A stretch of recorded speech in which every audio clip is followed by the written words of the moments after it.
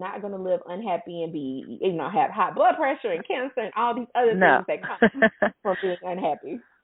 And people don't realize that when you're an entrepreneur, you cannot. You cannot. I had another lady I interviewed. She said literally she was sick going to the building. It just literally made her sick, and she said she knew there was no way she could do that. And I think that that's part of the battle towards entrepreneurship. You know that you can't do this. That this cannot. I was actually a nurse. And I came through a family full of college graduates, and really that's really all they taught, which is not wrong for, those who are supposed to do it. But it's wrong for one that is not. Exactly. But I only thought, so when I knew that I couldn't do it, I was like, went through a depression, because I was like, what am I going to do? Like, I don't even know what is there to do, And what I love about this show, and I'm able to talk to successful entrepreneurs just doing everything, is that, it just kind of confirms that I did the right thing, and that there are others that probably need to hear that you don't have to be stuck in that building or clicking that clock. Exactly. And the truth is, you feel stuck. I remember looking at my 2-year-old and I kept saying, seriously, are you really going to quit your job when you have a mouth to feed? This is silly. I had that one part of me telling me how silly it was, and that, I'm a mother, so this is what I have to do. But the other part of me was like, but is this what I want to teach him, that this is what life is? If this is That's what right. life is, who wants to live? And Mm-hmm. so you make a choice. And I was having a conversation last night, and I was saying, the choice I made was so different from other people who worked with me, who was like, oh, I want to be an entrepreneur and I want to leave here. And I see some of those people on Facebook now, and I'm not downing them or anything, but they're still in the same place at the same job, Yeah. talking that same talk about what they desire to do. Those same people who, when I was broken, I lost everything, because I did. Those same people who laughed at me now are inboxing me and wanting advice from me. Come My on now. advice is to go Yes. out, and just Quit. do it. But those same people are now, who laughed at me, are now in my inbox and are wanting to know how I've been able to build this successful company. That's amazing. I love that, because I had that same experience. I had people laugh at me, and it seems like maybe they're laughing at you because they see something in you that maybe that they know, they can see that you're going to make it, really, and really they're just maybe afraid that they can't. And the movie Pursuit of Happiness, that had about Chris Gardner, he kind of did the same thing, and he just kind of took a leap of faith, and his child, he had a child. And because I've even talked with people, and they say, well, my child got to eat, and they, I don't want them to be struggling. And that even though, like, Chris Gardner struggled, and his child struggled, today he's a millionaire, Exactly. And So it's an excuse, because the truth is, these children don't know they're struggling. My kid didn't know. He didn't know until this day. He didn't know. He's having just as much fun today as he was having then. He didn't understand that the reason he had a toddler bed, and he was coming in there camping on the floor with mommy in the morning time, was because mommy didn't have a bed. He didn't know. It was just fun to him. So parents use that as an excuse. Let the children go as an excuse. They're not an excuse. We all know that you're just scared and fearful. Admit it. Move through it. They're not an excuse. That's right. You have to let it go. That's right.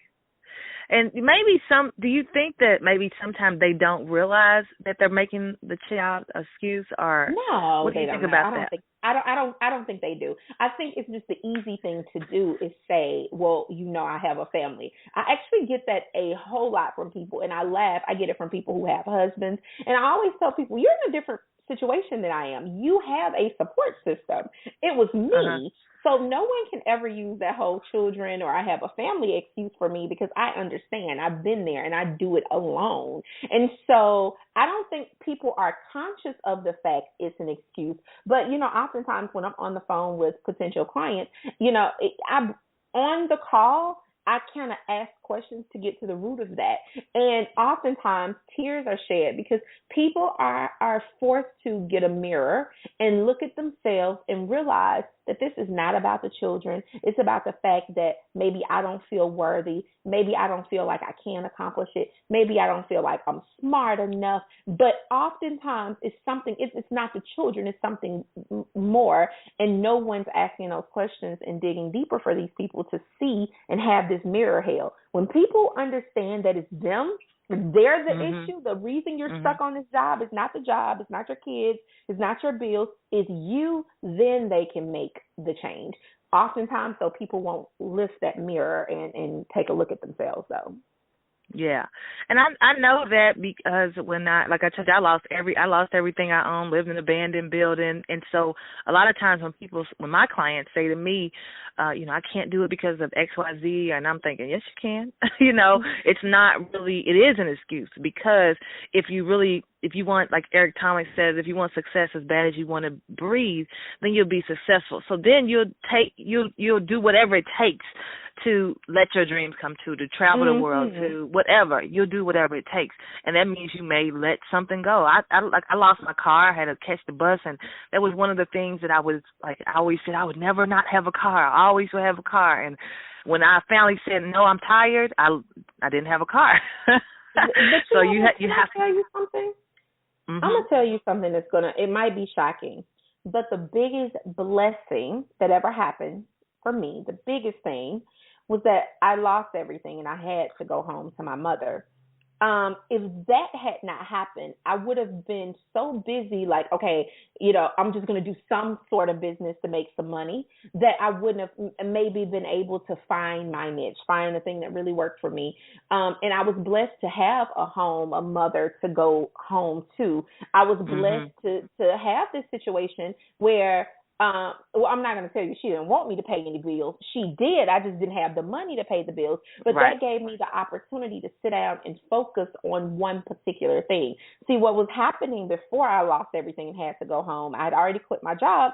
I'm trying this business and this business and this business. And honestly, to your potential client, it looks like you don't know what you're doing. You look confused. You have your hand in everything. And I was kind of doing that because I was grasping on to anything almost to make some money, from network marketing to my own business to this, to this, to this. And it was just, I was grasping. And once I was able to pretty much strip myself of my car, of my home, of everything, I was able to sit down and focus on one thing and focus on that until it started generating revenue that I could then put back into the business and generate even more revenue.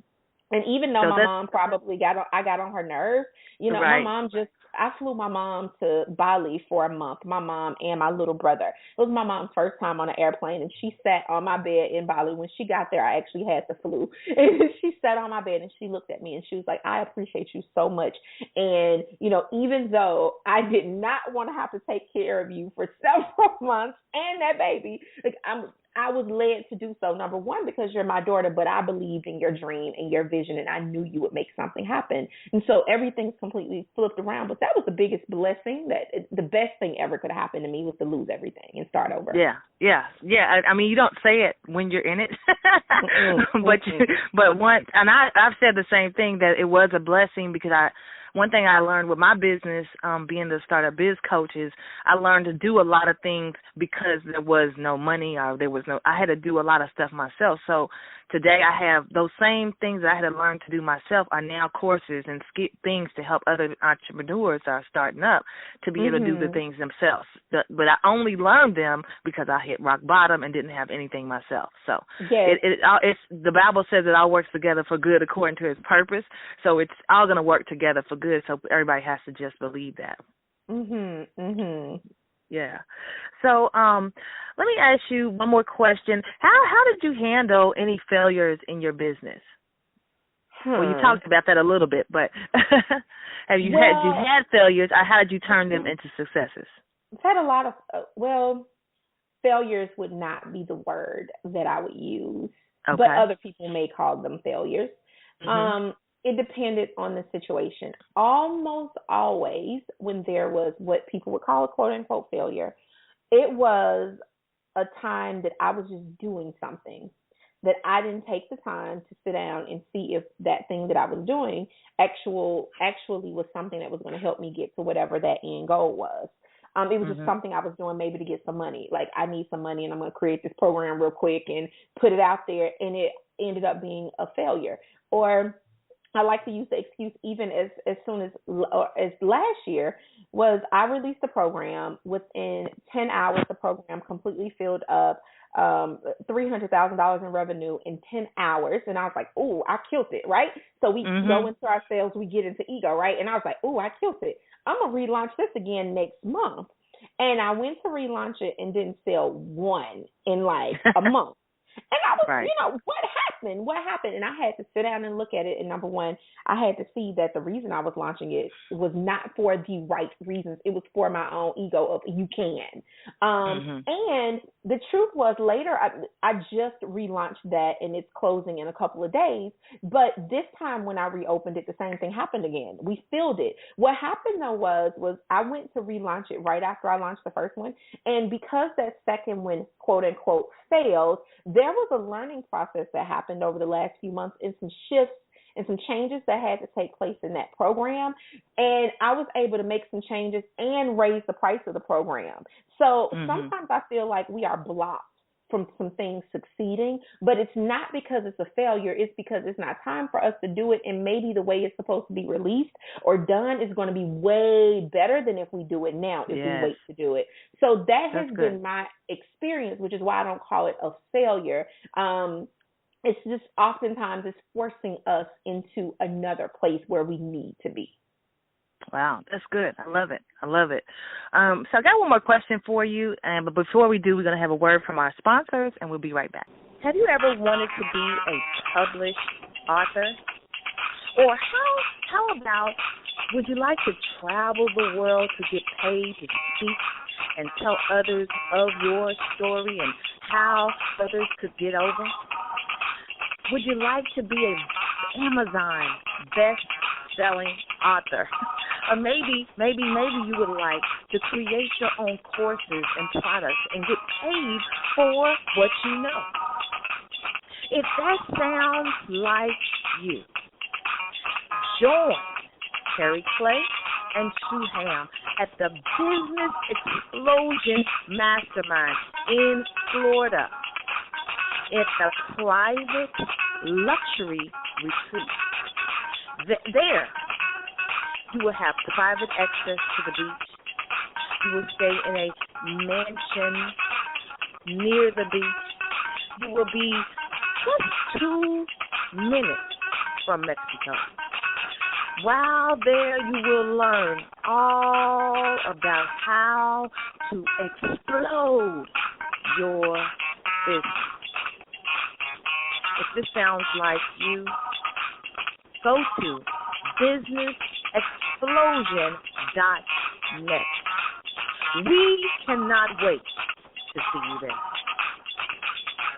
All right, so thanks so much for our sponsors. We appreciate you. And so the last question is a question we ask all the guests that come on to Startup Biz Coach Radio. And we're here because we're empowering entrepreneurs right from the very start. So what advice or tip could you give an entrepreneur right from the very start? Could I please give two? Yes, definitely. Okay. Number one is whatever particular goal you have in mind, monetary-wise or where you want to see yourself or your business, make sure you believe that. Oftentimes people are creating these goals that's so out of reach for where they are today that it's like a figment of their imagination. It's too big for them to even visualize and see themselves in. And if you can't see yourself in it, you can't achieve it. So make sure you believe whatever that goal is. I think that's a huge one that a lot of people don't talk about. And the other one is create one thing, just one, and consistently do it for 90 days to 6 months. Within 90 days, you should start making some money in it if you're focused only on that. So I'm really big on consistency and focus. And as long as you have a program, product, service, something that your market wants and needs, and you know how to get it into their sphere for them to even know it exists, if you consistently do it for 90 days, you will see a result. You will start to be called upon, and people will want whatever it is that you're selling. So those are the two that I would say. That's awesome. Great tips. Love it. Can you give them your contact information and maybe how they can get in touch with you, how they can learn how to have a life of freedom themselves, or coaching or whatever, how they can get in contact with you? Well, if you go to StephanieDonegan.com, it's